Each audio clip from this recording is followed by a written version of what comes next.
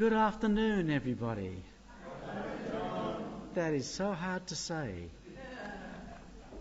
Kept on saying to myself, don't say good morning, don't say good morning. When you read through Hebrews 11, do you ever get a feeling of who your favourite giant of faith is? When you read there and you look at each of those characters, they've all got their own features, but is there some that appeal to you?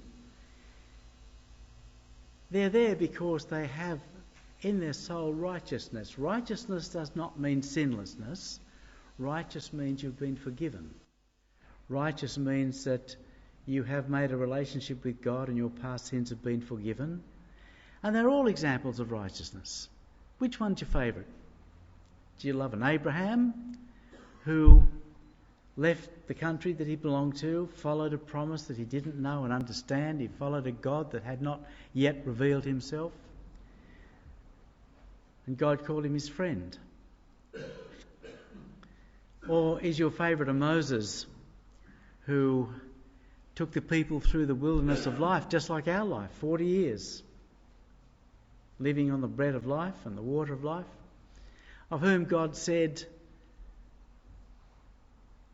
the other prophets I speak to in dreams and in visions, but Moses I speak to face to face.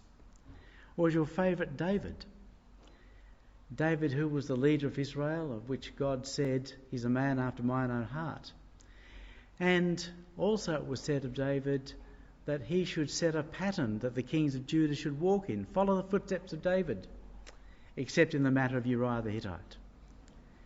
Or maybe you've got some favourites that don't belong in that mainstream of Hebrews 11. Maybe you admire the faith of somebody like Jael, who trusted in God that the first strike of the hammer would kill Sisera and that he would not rise up to overcome her.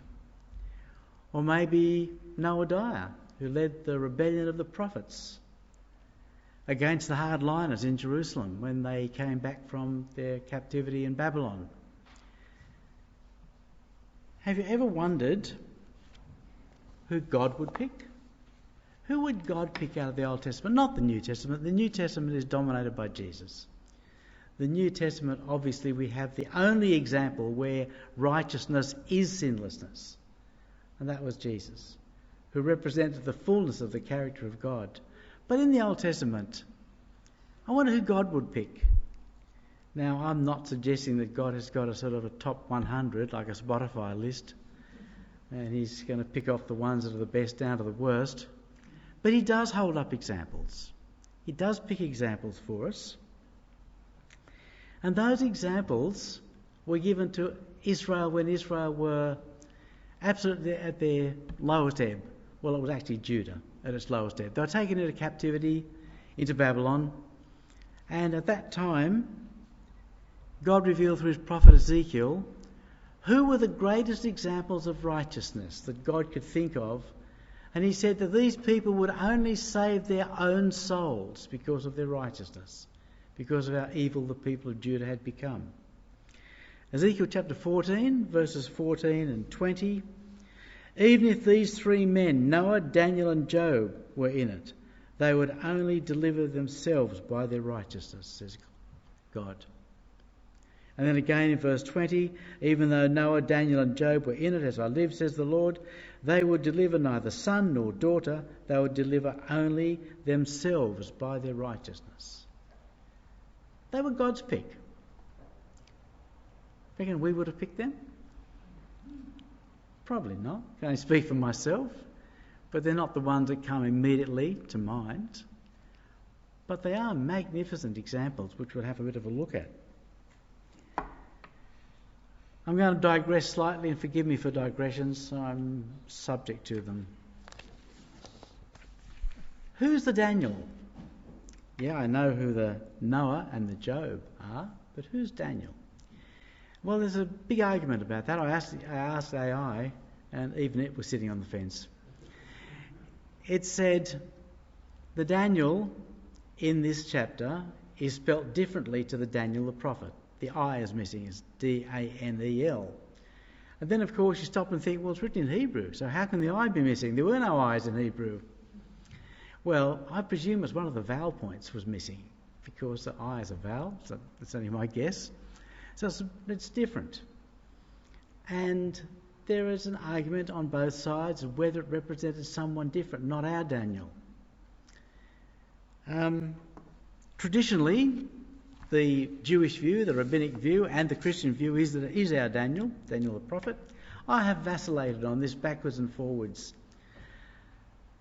Sometimes I thought, no, it wasn't. It was a different person. There was this Canaanite figure who was a figure of great wisdom, etc., in traditions in Canaan. And I thought, well, maybe that's the one that's referring to, or maybe it is ours. And then later I would vacillate back to, I think it is our Daniel. Then I flipped back to thinking, no, it's not. And I guess at the moment I think it's not. But that's only a thought. Why? It's because Noah and Job were ancient legendary figures who were noted by their wisdom. But Daniel was only recent. The first tranche of captives took Daniel, and only 7 or 8 years later Ezekiel was taken. So Daniel had only got 7 or 8 years to establish a reputation as being the most righteous person who could stand in this list of others. There's other reasons as well, and it would seem that Daniel would have perhaps been too young to have produced such a reputation. He was certainly one who had a reputation for understanding visions and dreams, and he was certainly later in his life noted for his great wisdom. But whether at that early stage these people would have known about him and even had a reputation of such wisdom and such righteousness, you wonder. There's also a reference to him later in Ezekiel 28, when God is talking to Tyre through Ezekiel, and he says, do you think you're as wise as Daniel? So Daniel not only has this reputation of righteousness, but wisdom. Now I would doubt that after 7 years in Babylon, Daniel's reputation would be so great that the king of Tyre would know about him and would hold him in such enormous esteem. And there's a couple of other reasons why I think maybe it isn't our Daniel.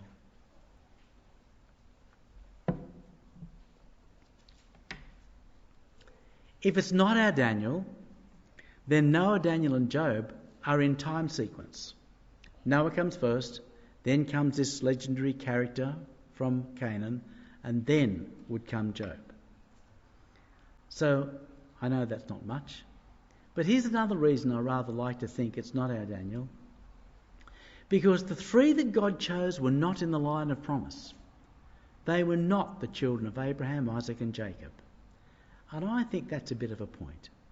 That's God saying, I can raise up children of Abraham from the stones on the side of the road. Your heritage means nothing, except that you inherited the oracles of God and you abused them. So God picks 3 people who are not in that line of promise. And he says, these are the most righteous of all the people I can name. Not that it matters that much. Today we're going to have a look at Job. I really love the book of Job. It just stands apart from everything else. It's not in the line of history of our Bible. It stands apart, quite separate. And he's often an enigmatic character. We sort of think, well, who was he? But if you turn to the Septuagint version of the Bible, you find that there's a much bigger description of Job than we have in our Bible. And we fill in lots of the blanks. So we actually know who he was, what his heritage was, where he came from, where he lived. And all those details are in the Septuagint version. And Phil, I'll ask you if you would to just put up the first slide. Just going to put a slide of just a verse. It's all it is just text. Just going to read out the text there that's marked. Job lived after his affliction 170 years, and all his years he lived were 240. For a start, that tells us how old he was when he began his sufferings. He was 70. A little younger, I thought, than I might have guessed. I mean, he had 10 children, and they all seem to have got their own homes. These days, you've got to work for eternity to buy your own home. Must have been a bit easier back in those days. But it would seem that all his children were grown and they had their own families and would invite their brothers and sisters for get-togethers. So maybe that's a fraction younger than what I thought, but it looks to be that he was about 70 when all of these terrible things befell him. And Job died an old man and full of days, and it's written that he will rise again with those whom the Lord raises up, which is a lovely conclusion, but I think that's a conclusion added by the writer of the epilogue, and that's like an ending off, a rounding ending. As we go, I think we'll see this whole thing as a morality play. It's rather like one of those medieval morality plays. And what's his name? Well, I always thought his name was Job, but it appears it's not, because I presume I've got that highlighted. The next part that's highlighted, his name before was Jobab. So Job was his nickname. So he's actually only a Jobab. And he himself, and now we get his line, his heritage. He himself was the son of his father Zar, one of the sons of Esau. So he's the grandson of Esau. And now I can see why the Jews wouldn't like him. He's an Edomite. He's of the tribe of Esau, absolutely hated and despised by Israel. But that's the one that God picks as the example of righteousness. So that's who he is. That puts him now into a picture where we can see where he fits in.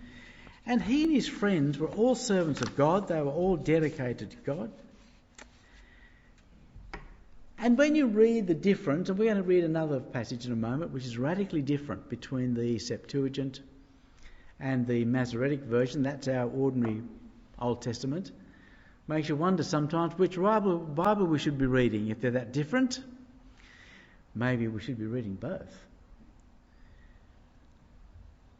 The Septuagint, we know, was written, it started off BC and then merged into a bit of writing AD. It was written into Greek, the Hebrew Bible, written into Greek, for the main reason because most of the Jews who lived outside of Israel could no longer read Hebrew. So they had it translated into Greek. It seems to me that the Septuagint is just as valid. It might even be more valid than our version, because we have original copies of the whole Septuagint going back 1,700, 800 years. Back to those books, the Codex Sinaiticus and the Codex Vaticanus. There's full text of the Old Testament in Greek. We haven't got that with the Hebrew one. The Hebrew one only goes back about 1,000 years. So there's maybe more validity in reading the Septuagint version. And there's another reason to believe that it's just as good, and that's because Paul used it. Paul mostly quoted from the Septuagint, but that figures because he was talking to Greek speakers and Greek readers. So it's logical that he would have used his Greek Bible, but that must mean that he relied upon it, that he thought it was valid. So I think whatever we read out of the Septuagint is going to be just as valid. And it's a strange thing when you have a look at Job and his family and the people around him. They were all passionate followers of God. They were all worshippers of God. Both Job and his friends and Elihu and everybody else, and apparently all of the people in which they lived. They worshipped God, they sacrificed. Don't know where they got those instructions from. But they were passionate followers of God. And it's good to stop and just think for a moment, what were the people of promise doing? What were the followers that came out of Abraham, Isaac and Jacob? What were they doing? What were Jacob's sons doing? Well, the first thing they were doing was murdering Shechem. They went down and slaughtered Shechem and all his servants. So they were going around murdering people while Job was worshipping, and Job's 3 servants were worshipping. They were kidnapping their brother with the intent to murder him, but then they decided to make a bit of money out of it and traded him to some Ishmaelites. So they were delving in every sort of evil you could think of, and one of them was having sex with his father's concubine.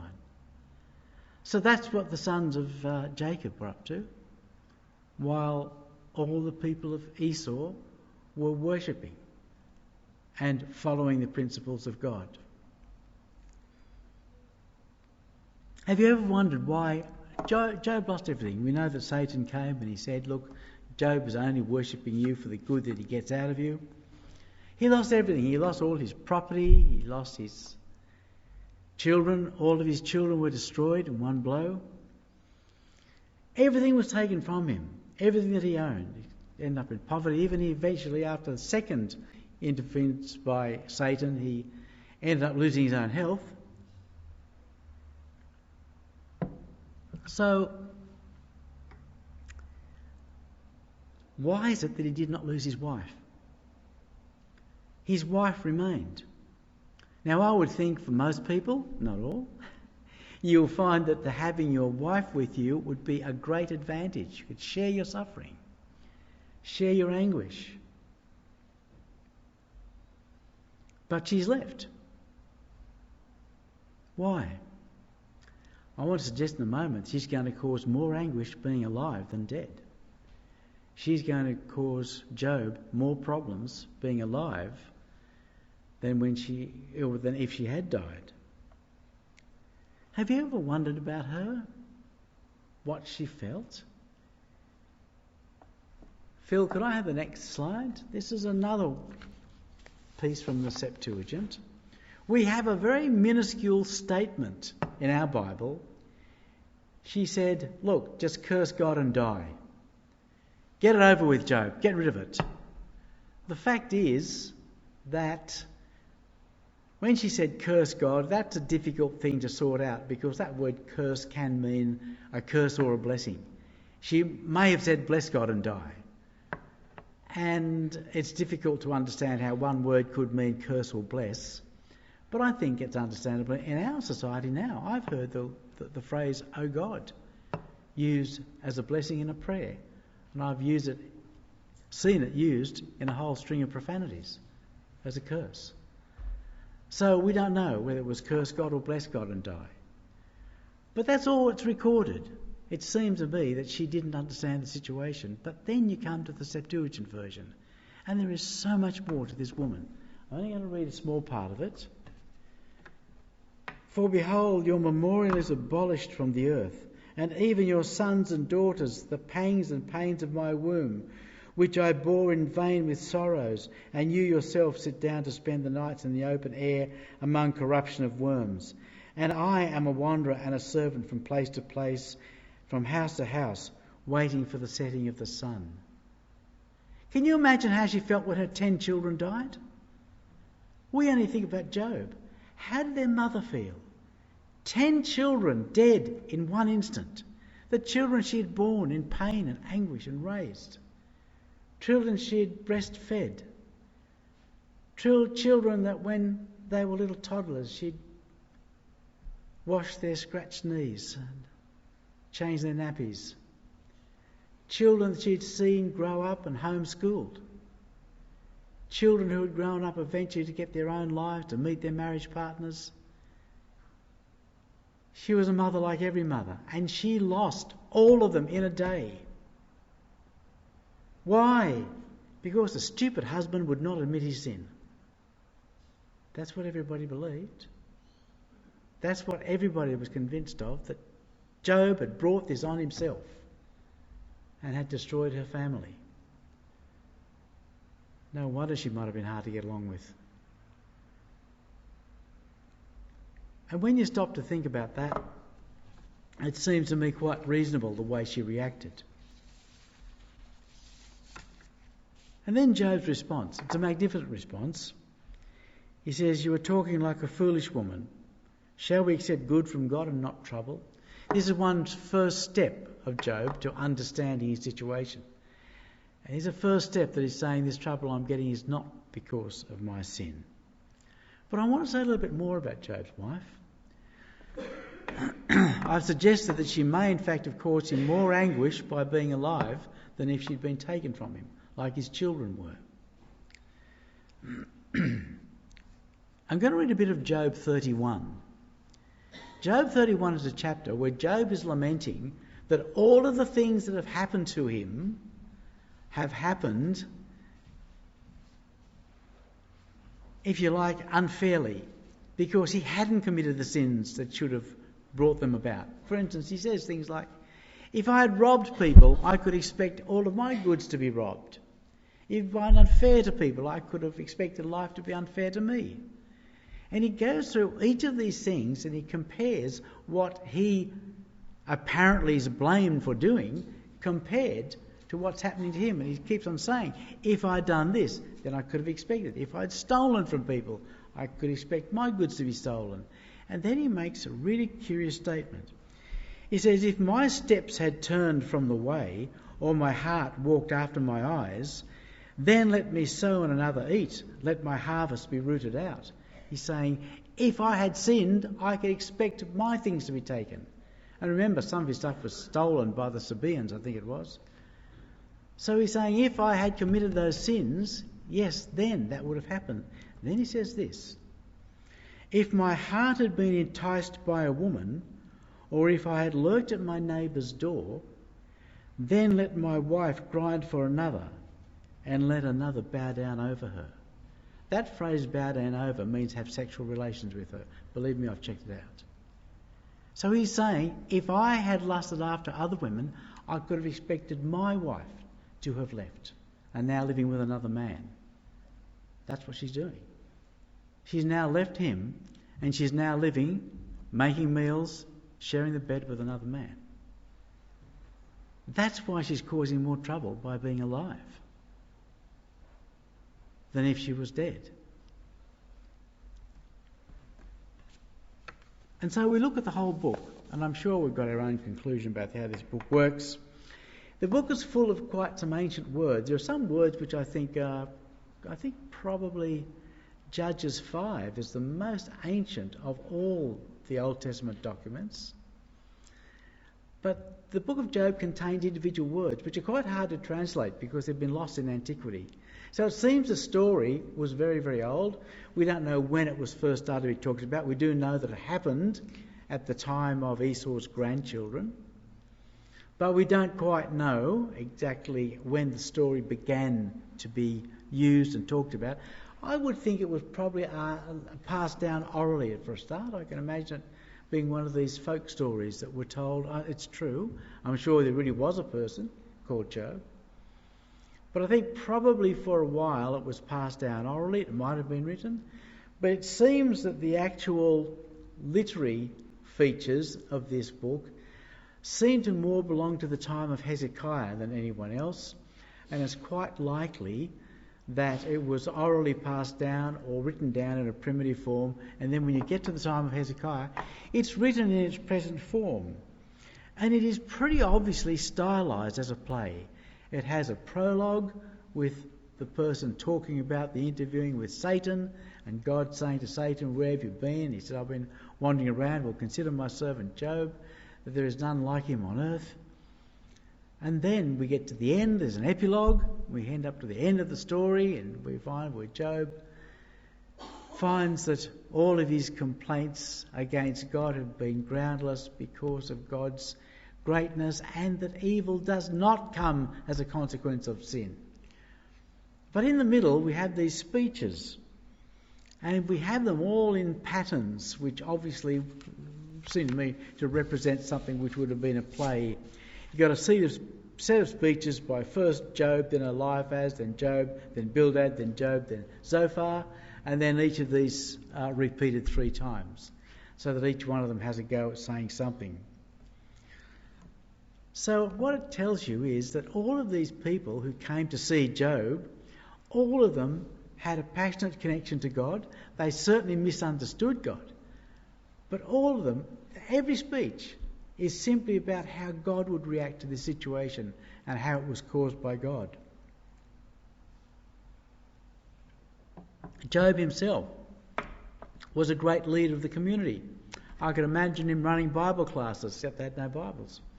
But whatever they had that came down from Esau and from his father, they would have shared. We read in Job chapter 4, you have taught many people and given strength to feeble hands. When someone stumbled, weak and tired, your words encouraged them to stand. Now it's your turn to be in trouble, and you too are too stunned to face it. So here the friends are saying to him, you used to be a great teacher, Job, and now you suffer and you don't know how to take it. Satan comes. The Satan, we imagine one person who belongs to the community of God who says to Job, well, it doesn't say to Job, it says to God, Job only worships you for what you can get out of it. And so God says you can take everything he has. Then he says, after the second time, Satan, you're allowed to touch his body. And eventually, Job, sitting covered in some sort of skin disease, sits in a incinerator that's turned off, I presume. So he's sitting amongst the ashes. Ever wondered why he sat in ashes? I guess it's the most sterile place. I can only imagine that a heap of ashes is completely sterile because all the bugs have been burnt. And so that's where he's sitting and finds himself there while he scrapes his skin. And that theory that everything bad is caused because of our actions, that theory has gone right through society. In fact, there are people to this day who will still say that if you've done something wrong, then God will punish you for it, or if you find yourself in some unfortunate circumstance, then it must have been something that you've done wrong. Then you find there are some parts. God later condemns the speeches of the three friends. He says to them that you have not spoken right of me, my servant Job has. But there are some verses, when you look at it, that actually contain some wisdom that are spoken by the friends, but simply wrongly applied.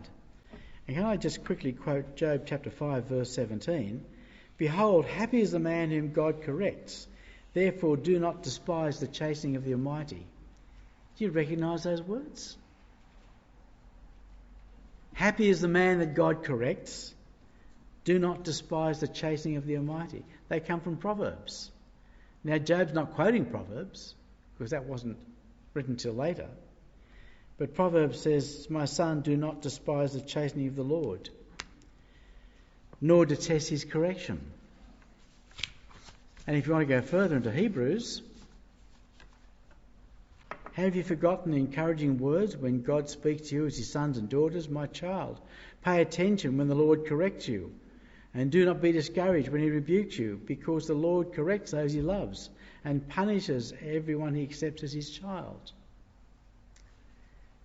So it looks like there's some wisdom there, just wrongly applied.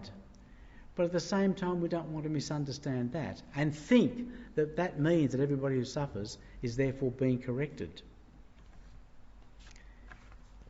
And I think sometimes when we look around us, even to this day, people still think there are sayings like, oh, he'll get his comeuppance. You ever heard that? Meaning someone's, karma is going to get even with you. You do something wrong and something's going to happen to you. And it's not necessarily true. I've often used the example, if you put a little tinny boat in Sydney Harbour and coast around the houses on the foreshore, believe me, there are a lot of people there that have done wrong things. They're not all filled with drug dealers and tax cheats, but lots are. So, that doesn't change. And there are so many other sayings that Job says that put him in contrast to other people and other parts of the Bible we read. I love Job 7 verse 19, where Job says, what is man that you should exalt him, that you should set your heart on him, that you should visit him every morning and test him every moment? How long will you not look away from me and let me alone till I swallow my saliva? Get off my back, God. Why do you keep on my back? Why do you keep watching me? Just leave me alone for a minute. Just forget me. Just look somewhere else. Where have you heard those words before? What is man that you should notice him? Psalm 8. What is man that you are mindful of him? And the Son of Man that you should visit him? There's God saying praise because God, the maker of the universe, takes the time to look at us, human beings, and works with us. And there's Job saying, get off my back. I don't want you to be looking at me. Just turn somewhere else for a moment. So you've got this exact contrast between the two. It all depends on your state of mind.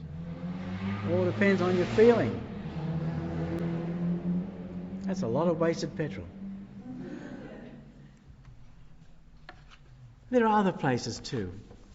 Lots of other places where you'll find, depending on state of mind, you get a totally different aspect. David says the sun comes out like a bridegroom, presents itself in the morning magnificently. One of the greatest sights for all humans is sunrise and sunset. And David says, what a delight that is. He says, it's like the bridegroom coming out from his chamber, rejoices like a strong man getting ready for the race. And then if you read Ecclesiastes, it says the sun also rises, the sun goes down, and it pants on its way back to do it all again tomorrow. It just says, what an exhausting thing. The sun has to do it every day. Get up, go around, do the same thing. And as David says, it comes out like a bridegroom in its glory. And Solomon says, nah, just got to run the same old race. So Job is suffering. Why is he suffering? He's suffering to convert Satan. He's suffering because this Satan, who is, we would assume, a member of the church, someone who is in a relationship with God, because he's said to be the children of God, this person is saying, Job only works at you because of the good he gets out of you. It's a little bit, I don't know if you've ever heard of Pascal's wager. Pascal was a great mathematician and philosopher in about the 1600s. And he argued quite passionately for God. And people have misinterpreted his wager. And this is the way an atheist will present it. Pascal says, you might as well worship God because you've got nothing to lose. You might as well worship God because if it's right, if there really is a God, you get blessed. You get everlasting life. But if we're wrong and there's no God, it doesn't matter anyway. You'll never get resurrected, so you might as well worship God. That's not what Pascal said. But that's the way people repeat it.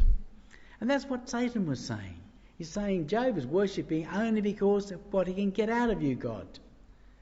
And so God works through the sufferings of Job, works through his sufferings that he might convert Satan. And I don't know whether you're familiar with the morality plays of the Middle Ages. I'm getting towards that stage, where the medieval life appears to be fairly local to me. But there used to be morality plays, and there was a character in the morality play called Everyman. And every man was every man and every woman. This everyman was the one experiencing what was happening in this play. A bit like John Bunyan's Pilgrim's Progress, where the pilgrim is all of us. But it seemed to me this play is a morality play where we've got two everymen. One is Job, where every person who has suffered says, why? Why am I suffering? But there's also another everyman, and that's Satan. Have you ever looked, I'll admit I have, and said, oh, it's okay for them. Happy families, their family's fine. Life's easy for them. Not knowing for a minute what is really going on. And so I can see myself in the picture of Satan, and I can see myself in the picture of Job. All depends on what part of life. And then finally, Elihu gets up. All the friends are very angry now with Job. The whole book's only got 5 characters. It's only got the 3 friends, Job and Elihu, beside the narrator. And the friends get angry with him. They get angrier and angrier as you move through the book because they can't convict him of his sin. He will not admit what he's done wrong. Then Elihu speaks. I think Elihu must have been a very boring young man. He spends a whole chapter saying why he's going to start talking. Whole chapter saying, I think it's time to start. I'm very thankful I haven't got to listen to him. But then we get to chapter 37, and I love this chapter. I think there's a real storm coming. There's a huge storm on its way. And Elihu was describing it. He says, look at the power of God as this storm comes. And there's nothing much, is there, in life where you get the feeling of God as a mighty storm. And he says, listen to this, O Job. Stand still and consider the wondrous works of God. Do you know when God dispatches them and causes the light of his clouds to shine? With him, have you spread out the skies like a cast metal mirror? If a man were to speak, surely he would be swallowed up. Even now men cannot look at the light when it is bright in the skies. Have you seen that when the light is so bright in the skies? After a storm when it's hard to even look at? When the wind has passed and cleared them, he comes from the north in golden splendour. When God is awesome majesty, as for the Almighty, we cannot find him. He is excellent in power. And this is a description of this storm that's coming. This storm that's about to consume all of them. They're all going to watch this storm as a representative of God's power, but it's also going to present the time when God is going to speak. I will share one of my experiences. I was fortunate or unfortunate enough when I was in my 20s to live through a Category 5 hurricane. It was when Peggy and I were in Fiji, and we were living in a little wooden house, government house, and there was a storm called Mbimbe, and that passed by the eye of the storm, went right over where we were. And I would say it was the most awesome thing I've ever seen, except that word awesome has lost its meaning these days, hasn't it? If someone brings a packet of crisps to a football night, they say awesome. Or if somebody says to me, how are you, John? I say, fine. They say, oh, awesome. I don't know how that happened. But, shall I say, awe-inspiring. This was one of the most awe-inspiring things I've seen. The sky turned yellow, and as Elihu says, like poured out metal. And the wind, 300 kilometre an hour wind, it was fierce in its greatness. Like, honestly, being inside a jet engine. I've never been inside a jet engine, so how will I know? But the fact is, just the noise of it was amazing. And then it stops. Absolute still. Walk out around the yard, and then a few minutes later, bang, it starts again. This time from the opposite direction.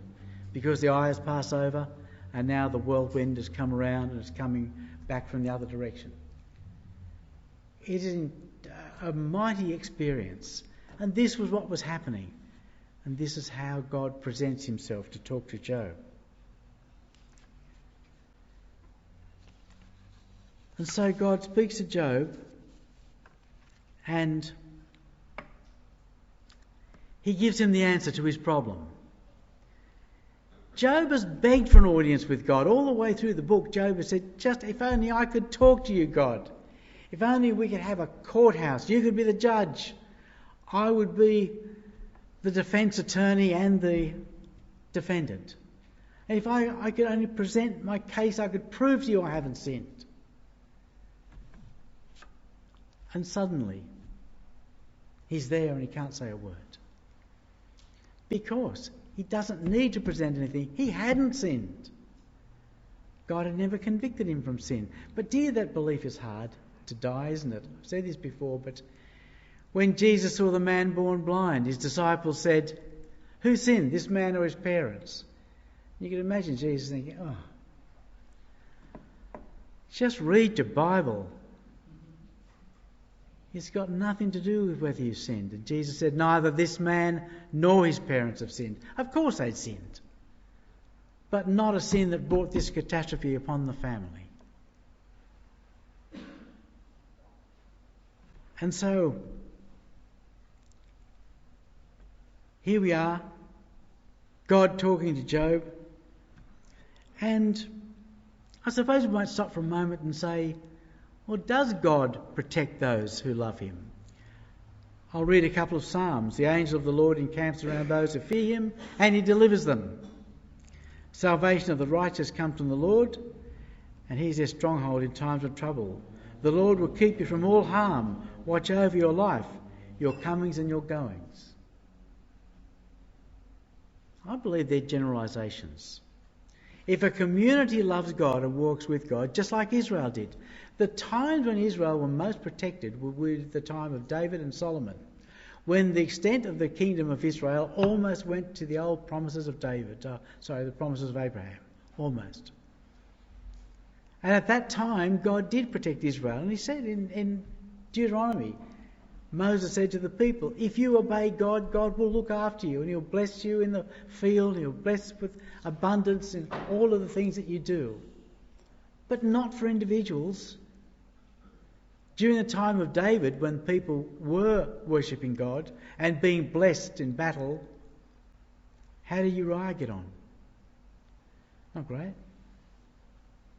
And later on, how did Naboth get on? By being righteous. Not great. How did Jesus get on? By being righteous. Not great.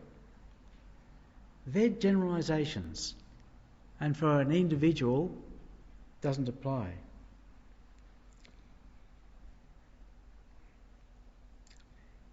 And so we come to the words that God spoke. God described all of the wonders, talked about the heavens, how God puts in place all the stars and names the constellations, gives them names, and actually names constellations like Orion and Pleiades. I actually worked with a group of Frenchmen once, and they pronounce Orion much better than we do. It's Orion. Much better than the way we pronounce it. Not that that matters. But God said, I hold all this in place. I hold the storehouses of the hail and the snow. How do you know how I hold back the ocean? How do you know when things happen? If you've got wisdom, tell me. Well, have you ever noticed that we know those things now? We know the storehouses of the snow and hail. We know why the wind blows. We know why the stars are where they are. But they've all been replaced by further things that we don't know. It always amuses me, scientists, when they don't understand something, they call it dark. We have some level of understanding of 5% of the universe.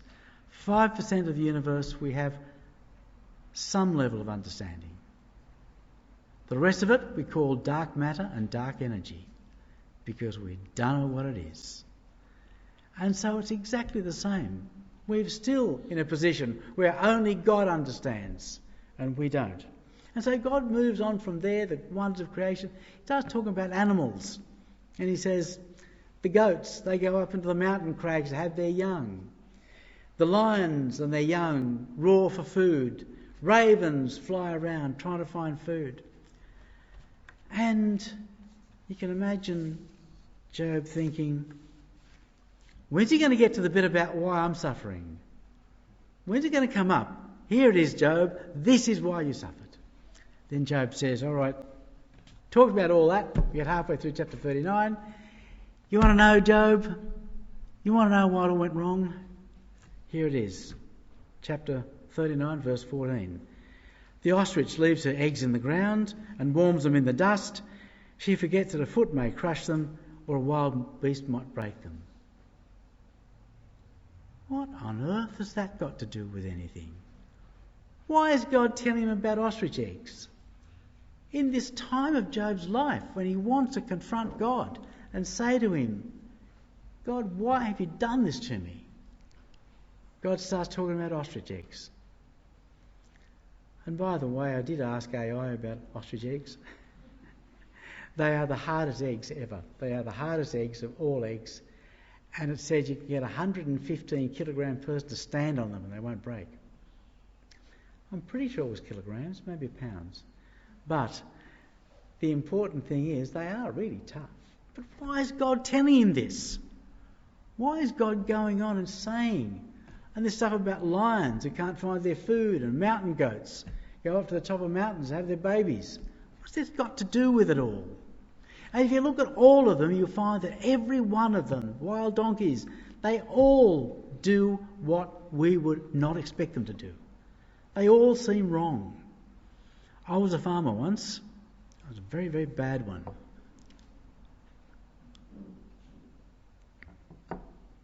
I had goats, and when goats have their babies, as like a sheep has babies, it's called lambing. When goats have babies, it's called kidding. No kidding. So when the goats come for their time to kid, I would bring them down to a nice paddock with lots of lucerne in it. If I had a windbreak with some trees, you'd get them in the windbreak there. What does God do? He lets them go up to the mountain peaks with no shelter and no food, no nice green grass, nothing. That's where they had their kids.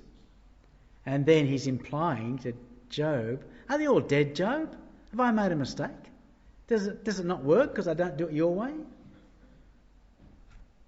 No, it works perfectly. And ostriches, what a mess I made of them. They lay their eggs on the ground. Are all the ostriches gone? They're all extinct? No. There's ostriches everywhere. Well, I think there were in Israel then. The ravens looking for food. They live just on carrion, roadkill. But they live. He was saying that everything I do doesn't seem right in your eyes. Everything I do seems wrong, but it works. Job, you don't understand the extent of the control I have over nature, the extent I have control over you. Job says, I've seen you. Now I've seen you. I used to hear of you with the hearing of the ear, but now I have seen you. But Job never does get told why he suffered.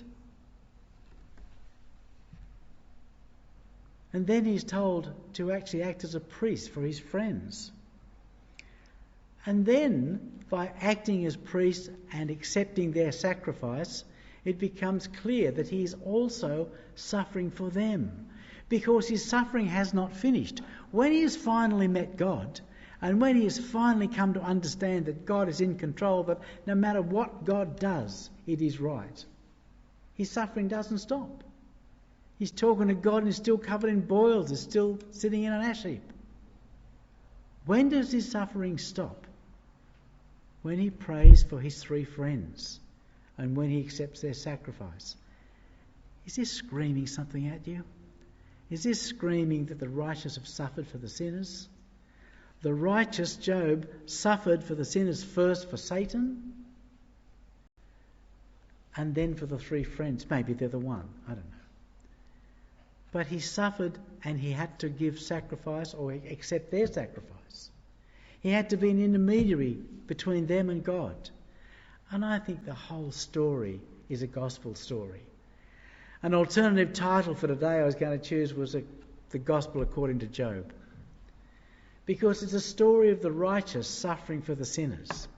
It's a story of he who was righteous, not understanding, whereas Jesus did, understanding why he was suffering, but when he finally got to the point of understanding, his suffering didn't end.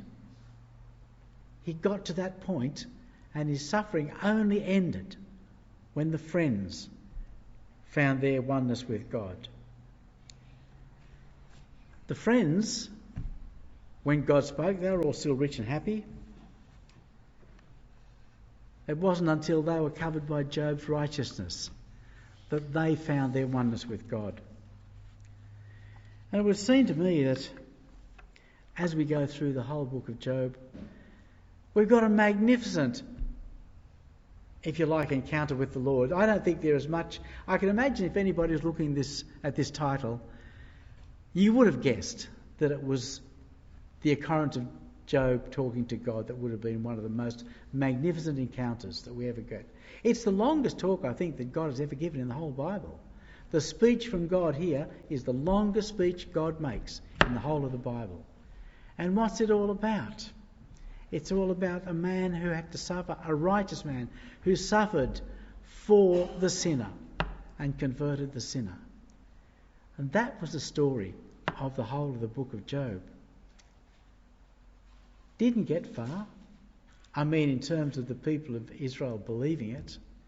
For a start, it was an Edomite. I'm sure that turned them off. But eventually, that persists to this day. I don't know whether you remember, not a nice story I guess, but do you remember the murder of Anita Cobby back in the 1980s? I'm sure you probably would have. Horrific murder. Now, how many people said, what was she doing out late at night? Why are her jeans so tight? Why is she wearing a tight sweater? Why had she broken up with her husband? Trying to make it fit the pattern that you cannot suffer if you're good. She must have been a sinner. That still persists to this day. I can tell you that now. The people will say that suffering follows sin. So, we leave Job, and we leave that magnificent image of God speaking to him. And as we go out, next time you see a storm, think of God. One last point. Have you ever wondered why God didn't tell Job about Satan? Why didn't he say to Job, look, there's this person who said that you worshipped me only for what you could get out of it? Why didn't God say that to him? Would have solved all his problems.